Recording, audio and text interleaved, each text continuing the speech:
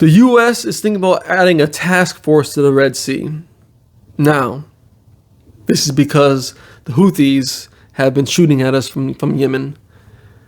Houthis who are being sponsored by Iran, which is very, very important. Like, I don't think you guys understand the position that Iran is in, okay? Let's break this down real quick, okay? You have Russia, who we thought had the military to be one of the most destructive forces in the world. And they're being pretty much destroyed in Ukraine, okay? There's no better way to put that. They're not losing as of right now. Right now, it's a pretty good stalemate. But they are being destroyed. Their equipment's being destroyed. Their manpower is being destroyed. Russia is going to be far less of a country because of this war. They have far less aid from friends. They have far less friends. People who weren't even friends but were willing to pretend. So that means they had to get closer to other countries that were willing to do certain things for them. And Iran is that country that fills that spot. Same thing with China. Same thing with North Korea. The friend that they turn to when they need the most despicable things is Iran. Iran is in a spot where they want to elevate their station, where they want to... Their whole goal is, and what has been stated by their leadership, is that they want to make the world a Muslim world as they see it in their form of Muslims. That's why Saudi Arabia does not like them. That's why Egypt doesn't like them, because those are the countries that are the closest to them, and those are the countries that Iran wants to take out. They want control of that, and the U.S. military is what stops that from happening. Going back to why it's important to spend money on our military. But right now, because they can't directly come out and oppose us, what they do is they have these different terrorist groups, which is what they are. Okay, I'm not going to call them militaries. I'm not going to call them governments. They are terrorist organizations whose whole goal is being financed from Iran to provide chaos. Iran did not like that Saudi Arabia was going to be cozying up to Israel, so they paid for drawing a blank here. This is why we're doing this, by the way. They paid for Hamas. They paid for the Houthis. They paid for so many different terrorist groups. I can't think. The one in Lebanon is drawing a blank right now. It's important. We'll think about that later. But right now what's happening is that our military members are being shot at in the Red Sea. Ships that are there for shipping are being shot at in the Red Sea. And why that is important is because even if they don't hit ship, even if they do hit a ship and no one dies from it, people have to pay. These companies have to pay for insurance. And when things are being shot at you, insurance goes really high. And when insurance goes really high, that gets passed on to the consumer. And when the consumer sees their groceries and their items getting more expensive, they get pissed off. I know that sounds too simple, right? But if your food is too much and you have to start cutting back on what you can provide for your family, people get pissed off about that. And so when you have countries, or not countries, but terrorists that are making that harder, the U.S. military has to do something about that.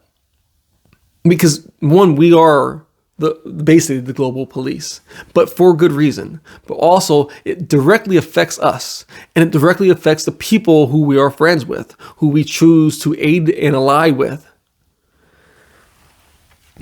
The U.S. is in discussion with its allies to set up a naval task force to guard ships in the Red Sea after several commercial vessels were attacked by Iran-backed forces.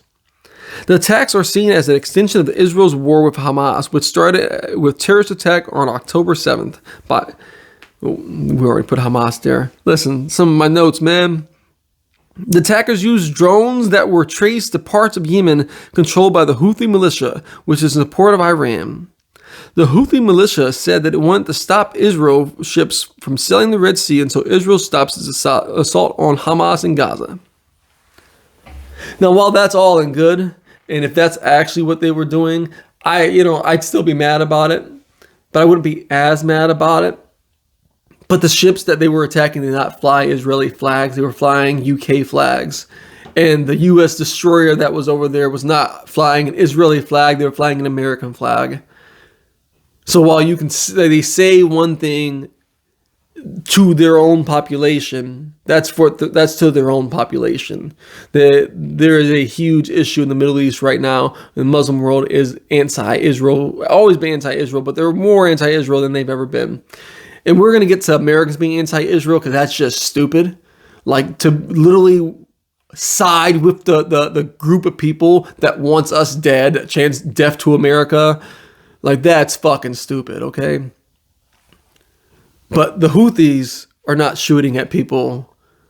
And I'm lost train of thought there. The Houthis aren't shooting at people who they think are Israelis. They're shooting at Americans, and they're shooting at the UK, and they're shooting at other European countries that are shipping items through there because they want us to put pressure on Israel to stop.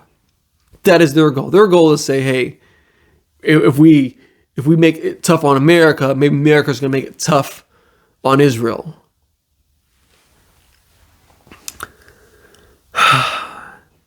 Jake Sullivan, President Biden's national security advisor, said that the maritime task force would be a natural part of a comprehensive response to the attacks.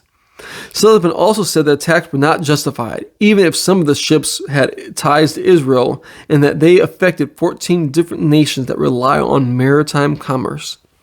So, when they say that they were attacking Israeli ships, what they kind of meant was they were attacking ships that could potentially be bringing aid to Israel. They don't know what's on any of these ships, but there are countries that are favorable to Israel. And so they go, we don't want any ship around here that can be favorable to Israel, so we're going to make that risky for you, make you feel like maybe you should take the long way around. Which long way was asked lots of extra time and a lot of extra money. And that's their goal. They understand what they're doing. And that's why I mean, personally, when you're shooting at people and you're trying to kill them, I'm fine with the United States military blasting you into oblivion. And we're going to get to Israel because man, we got to talk about some people's opinions on that.